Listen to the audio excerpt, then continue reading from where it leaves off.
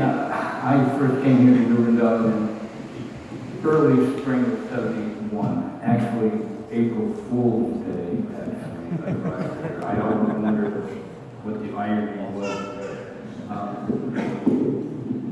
Yeah, the adventure began for me here at that time. There were many adventures that I could recount to you today, but I have to speak of only one, and the one is very easy to choose because it involves a personal encounter with Srila Prabhupada. This was in 1974. And it happened that I was married at that time to that lady at the end there, that's Kamalapati. Yes, we were married, and we settled this particular spot right here where the temple complex stands today. At that time, it was an abandoned homestead of a Revolutionary War officer by the name of McCreary. And he had built, beginning in the 1770s, a log house and a log barn made out of oak. And it was still remarkably standing still when I arrived here in the early 70s. So I took it upon myself to settle here and create a homestead to try to demonstrate Srila Prabhupada's heartfelt desire to actually establish a new Vrindavan here in the West. I was one of those youthful, exuberant devotees who took this mission wholeheartedly. Now I'm the old Yudhisthira, but I still have that youthful exuberance. I still have this mission in my heart. I still work every day to try to bring that into practical reality. But let me just explain really briefly what happened in '74. We were living here. I had a team of oxen. I had a milk cow. And we lived here without electricity. We had no car. We had no money. We were growing our food for the most part here. And things were coming along quite well, actually. There was a little village just up the road called Vrindaban, and that's where the temple was. So every morning at 3:30, I would yoke up my ox team, put Kamalavati and the baby in the cart, and take them up the road to the temple to be there at 4:30 for arti. So this was our daily routine. But one day, Srila Prabhupada came, and he took up residence just up the road in the house that now sits across the road here. It's the wellness center, but it was up there halfway to the palace at the time. And Prabhupada was staying there in '74, so I was the woodcutter here at New Vrindavan, and we were, skidding wood out with the ox team for the Madhavan temple. That was my service. So I was walking by with the team, and I had the cart. And Prabhupada was on the lawn with a bunch of devotees doing some darshan there, and I tried to, I passed by without causing any disturbance. But that didn't work out. The oxen saw Prabhupada on the lawn, and Prabhupada saw the oxen, and their eyes kind of met. And the ox team wrenched free from my grasp and walked down to see Prabhupada. I tried to wrench them back out of the way, which I physically was able to do, and they crashed into this tree that was in the yard, and I was very embarrassed because it was pretty disturbing. But Prabhupada had this huge grin on his face, and he got right up and he came right over, and he looked at me and he goes, "So, whose oxen are these?" And I said, "Well, Prabhupada, they're mine. I'm terribly sorry. I'm so sorry." He said, "Think nothing of it," he said. "But you control a horse with his mouth," he went like this. "Control a horse with an ox with his nose," like that. He said, "You go home and put rings in your noses. Then you'll control them completely." So that was the first thing he ever said to me. And it was his first instruction and pretty much his last specific instruction to me. But in future days, I have written him many letters, and he gave me some general instructions about life in general. It was really meant for all devotees, okay, not just me. But I remember he made comments like, whatever you do, do it with a whole heart and engage yourself fully in the task. This will please me very much. So he did things like this, but that was the only thing he actually told me to do, was put rings in the nose. Anyways, all the devotees came walking over to see what was going on with the team and Prabhupada. And Prabhupada launched into a spontaneous discussion about the importance of becoming free from this modern civilization. He said specifically, do not depend on this modern civilization. It may collapse at any moment. He said, we must do everything locally, produce all of our necessities of life from the land. And he said, a man never needs to go further than what an ox can take him in one day. Those were his words. And he looked at the sky, and there was the contrails from the jet planes overhead. And he shook his head. They're going thousands of miles. This is not Vedic civilization. He said, here, he said, let them go to hell. But we shall live like this. And he was firmly telling us to do this project. Okay. Well, after that, I crazily said, Prabhupada, would you like to go for a ride on my ox cart? And he just looked at me, and he looked at the ox cart and the ox, and he goes, I'm too old, but thank you very much. Thank you very much anyway. And I said, well, I live just down the road, and I've been bringing preparations to Shruti Kirti every morning from my cow in my garden and everything. He says, oh, yes. Yeah, he was, grateful for that. I said, would you like to come and see my little homestead? And he said, I'd love to come and visit your house. So I was feeling happy that he was going to do this. But Kirtanananda Swami was there. He was not happy. And he grabbed me at the first moment and took me behind the building and said, Judas, dear, spiritual master is too busy to come and see your house. And I felt like, okay, now I've committed this Vaishnava aparad. I've rolled over him with the ox team, and now I've done this. So I spent the night without sleeping one wink. The very next morning, Prabhupada goes by with his entourage for his morning walk down on the creek. And I just went face down in the dirt. An hour later, he comes back up through. I went down in the dirt. I looked up. I saw Prabhupada sitting there. The car had stopped right in front of me. Kirtanananda got out and said, Judas, dear, Prabhupada wants to see your house. Prabhupada gets out with this huge grin, and everything at that point went into total slow motion. I saw him like walking into my little log cabin. I couldn't even believe this was happening. It was like a dream or something. And, Kamalwadi was there. We had the little baby, and we also had our deities, the Gaudiyatana deities there on the altar. So Prabhupada walked in to pay respects to the deities, and then he began to question me about my lifestyle. First question, what kind of lights do you have? And I said, well, we use candles and we use kerosene lights. And he says, oh, in India we use castor bean oil. We grow the castor beans, press them out, make the oil, put it in a pot, put a wick in there, and we have light. He said, this new modern age with the industrial gigantic enterprises is, not needed. Even though they've made improvements in the lighting department, it is very, very problematic.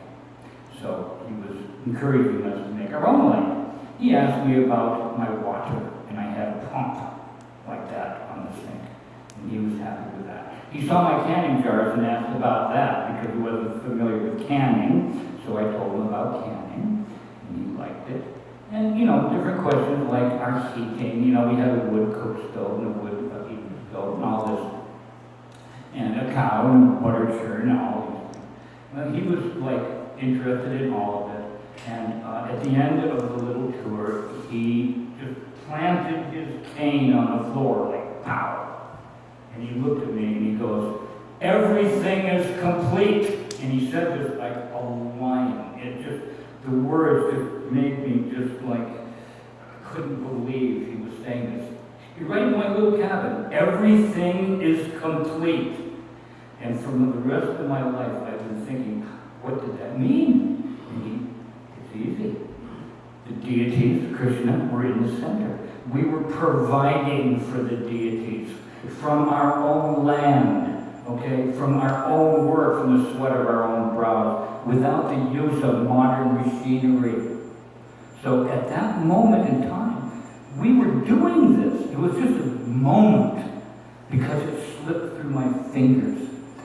I couldn't hold on no matter what I tried to do. It was just gone. And then Prabhupada was gone. And yet the mission remained. And Prabhupada remained in my heart. So today I stand before you with that same mission burning brightly in my heart.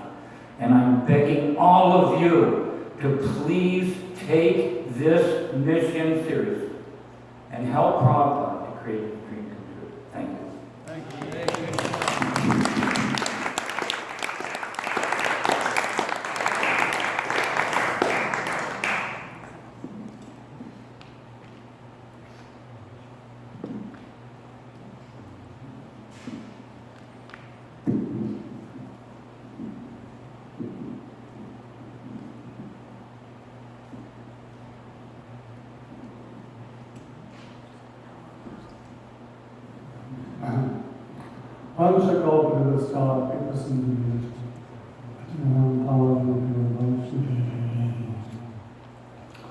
Thank you, Stuart. That was amazing. Actually, on my way to the temple this morning, I passed by Vrindaban, which is 5 miles down the road. And there's no devotees living there right now, but that's an offensive statement. There's 25 devotees living there right now.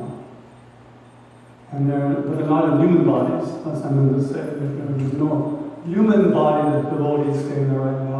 They're in cow bodies.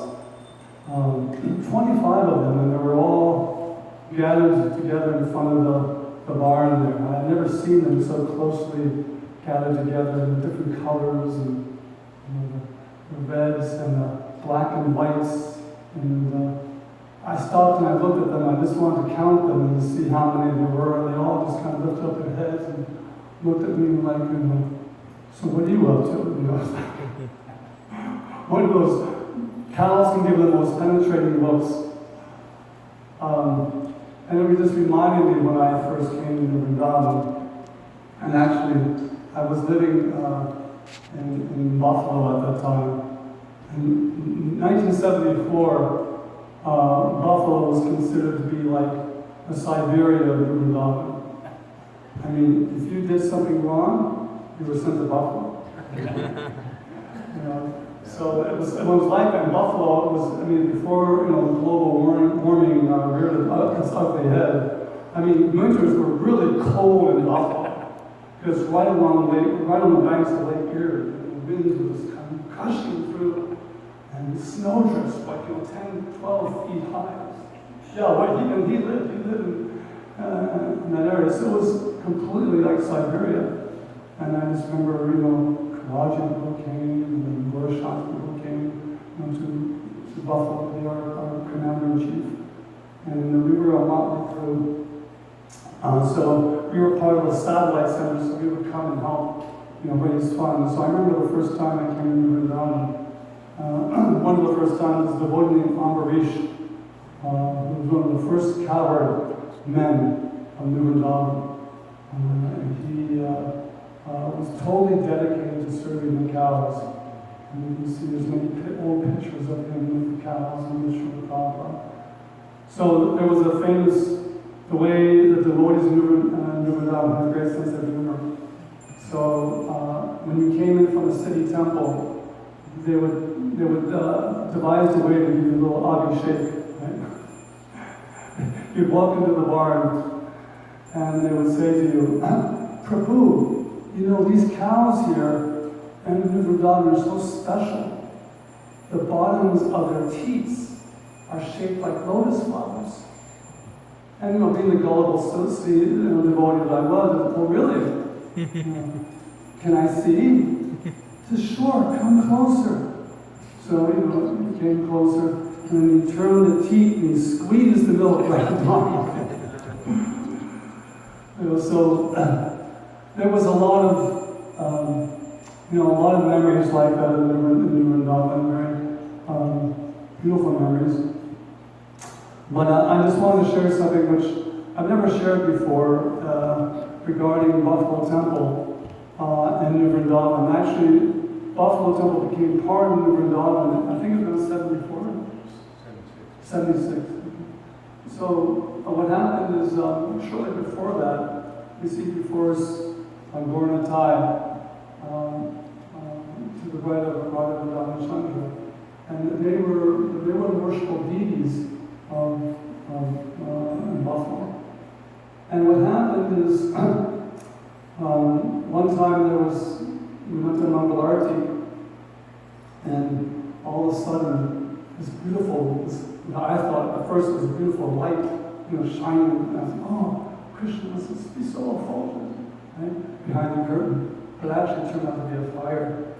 Oh. And the fire, the temple president at the time was Hasikara, and he ran onto the altar, and he grabbed Lord Jagannath,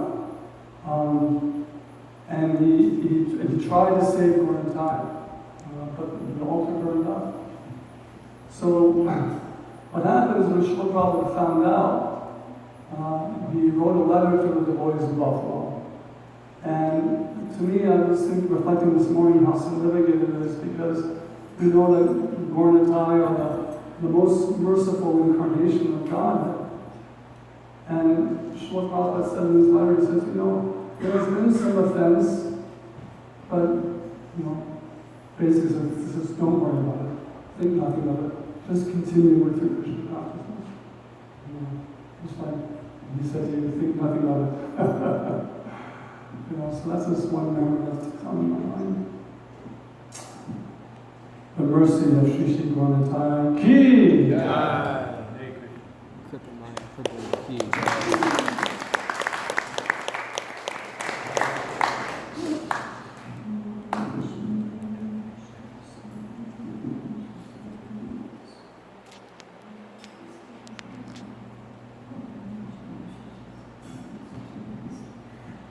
So, I was just asked to do this at the last moment, so I guess I'll just speak a little bit about when I first came here, which was in the end of 1974. It was wintertime. It was really cold and snowy. It wasn't snowing when we first got here, but it was turned into like a big blizzard type snowstorm. We were weren't planning to stay for so many days, but we ended up getting snowed in basically. And I had been living in Michigan, in Ann Arbor, Michigan, and I actually had met Tapapoon here in Ann Arbor, and he had been living out on a little farm, and it wasn't even a farm, it was just a piece of land, and he had a big garden, and he was encouraging people to come out and, plant this big garden. And a friend of mine and I were going to go out there, and I actually ended up going by myself. I think I rode my bicycle out there, and there was somebody that started telling me about the Hare Krishna temple in Detroit, and I was just hearing more and more about Krishna through other people. And when there was about 5 of us, and we were living on a little farm outside of Ann Arbor, and we had a teepee, and we just wanted to live off the land and live very simply, and just kind of felt like we didn't want to have much to do with life in the material world. And somehow or other we started going to the Ann Arbor temple, and they said, oh, we have a farm in West Virginia, and I had been living in my teepee in West Virginia that summer, and it was like, oh, so it all kind of came together, and there was 5 of us that drove down here that winter, and when I walked up the steps to the porch of the old house at Vrindaban and saw the muddy boots, I just thought, I just felt like I'm home. I don't know why, but I just loved just the, rustic, like growing up in the suburbs of Detroit, I just longed for some austerity and some, just a whole different kind of life. And so I was just really attracted to the life here, and it was so austere. And one of the first people I saw was Papa Punj here, and I had no idea he was here. And it was like, oh, it's just, I don't know, I saw like a young girl chopping wood, and I just felt like, wow, this place is amazing. And everybody just looked so like pure, and their eyes were glowing, and they were so effulgent. And I didn't actually end up staying here at that time, but one of my friends, who is still here and is my next door neighbor, Nitrodita, he was named Carlos at the time. He ended up staying here, and the rest of us left, but I just got this feeling like, this place was so amazing, but I didn't quite understand everything about it. But I did come back in the spring of the following year, spring of 1975, and I just remember my first day here was like they were serving pokeweed and curd for lunch, and I just thought, oh, this, everything was just right, coming right from the land, and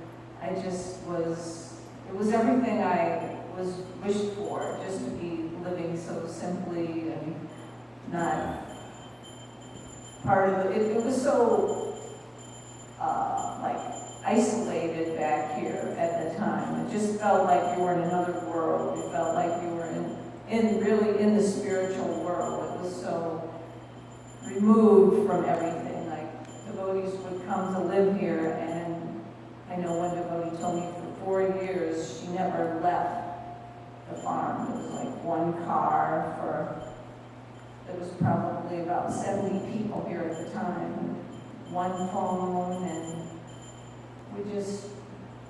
we're just here, taking care of the cows. And one of my first services was just carrying the milk cans from the barn down to the kitchen, and I can remember, slipping on the mud and the milk pouring down the hill, and just feeling like, oh, this is just like you're reading the Krishna book with the milk, just flowing, and it was just beautiful, and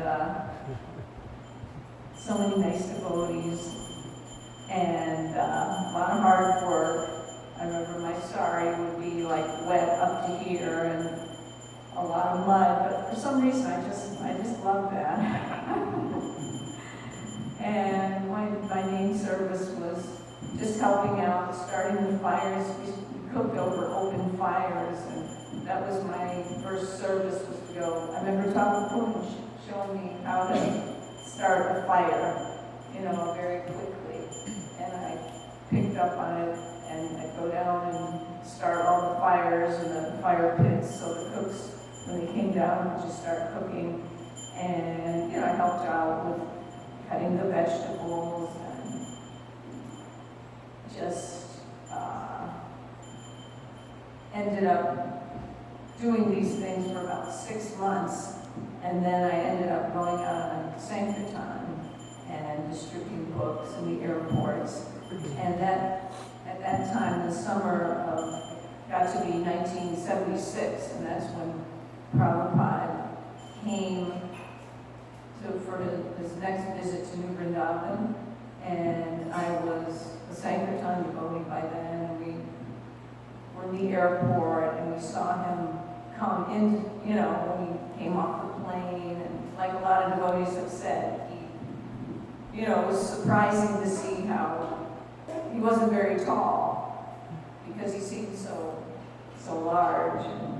But anyway, he came off the plane, and we were distributing books, and we didn't get a chance to come here every single day when he was here, but at one time, all the Sankirtan ladies were able to come and have a darshan with him, and he, that's the only time he really spoke to me, because we were all sitting, like, listening to him, and I'm just feeling kind of embarrassed because I'm not much of a public speaker. But anyway, we were all sitting listening to Prabhupada, and it was kind of quiet. It was in the evening, and he just looked out at me and he said, "Are you all right?" And I just didn't think he was actually talking to me, because there was really no problem, but he just said, "Are you all right?"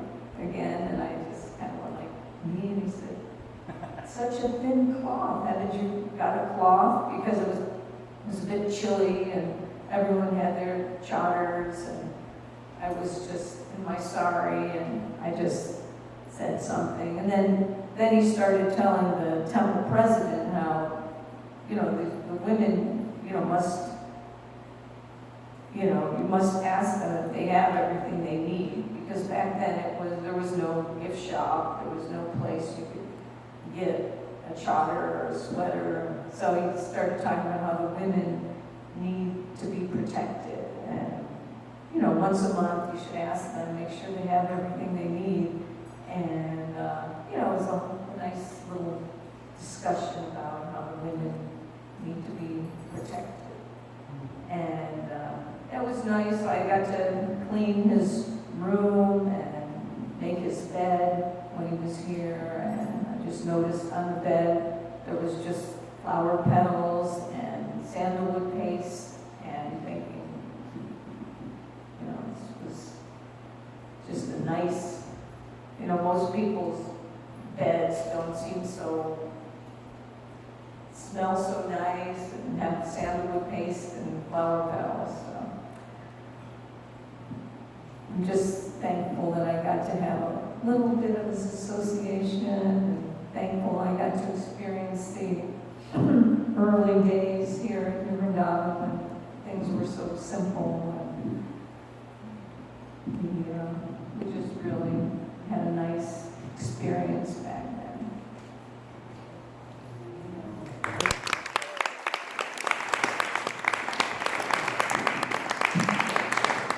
Hare Krishna, Sri Prabhupada ki Jai. Second half of Sri Prabhupada's mission ki Jai. I want to preface some of my experiences with kind of playing the take back a little bit, like how I met the devotees. Okay, so it fits in exactly why I came to Vrindaban. And I was you might say, professional hippie. I lived in Berkeley, California, and late after this is the 1960s. And at that time, the social fabric of life was being ripped to shreds in America, as it was in many places, but due to the war in Vietnam and the general turmoil that was going on, and society was undergoing tremendous change. So there was a kind of the mecca for young people categorically not respecting any authority whatsoever. The place to go, if you didn't respect any authority, you'd say, was Berkeley, California. And there was a three-ring circus of counterculture. There were all kinds of movements going on.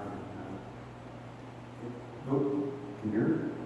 It was incredible. It was just an amazing place of, almost like a place of mundane pilgrimage where people, young people, particularly, were coming to find a new life. And amidst all that, the revolutionary movements, the student movements, the street people, the Black Panther Party, and all that going on, were Hare Krishnas. And they would come out, this is like 1969, there were no books. There was, I think, that purple Bhagavad Gita in the back of Godhead magazine. But what the devotees did every day was they'd come out onto, in the midst of that whole thing, every day, and they would chant Hare Krishna for hours. Harinam was their main service. And we were street people. We just kind of thought they were a little bizarre, you know, like why we all had long hair, they had no hair. How come they only know one song? And I was writing for in those days, this may shock some of you, there was no internet. And everything that was communicated in the underground, below the radar culture was done through what we call the underground press, underground newspapers. And they were very big, very popular. So I was a writer, and I lived in a commune that put out a paper in Berkeley called the Berkeley Tribe. And you only live, if you worked on that paper, you lived in that commune. And our motto was, we don't report the news, we make it. And then we report it. So I would often write articles, I was like a featured editor, so to speak, and I would use the devotees as an example of, if you don't get serious about the revolution, this, meaning the devotees, this could happen to you. So it's kind of a classic case of Krishna going, okay, smarty pants, you know, watch this. So I had some kind of attraction for the devotees to amidst all this craziness and complete, very violent kind of environment where every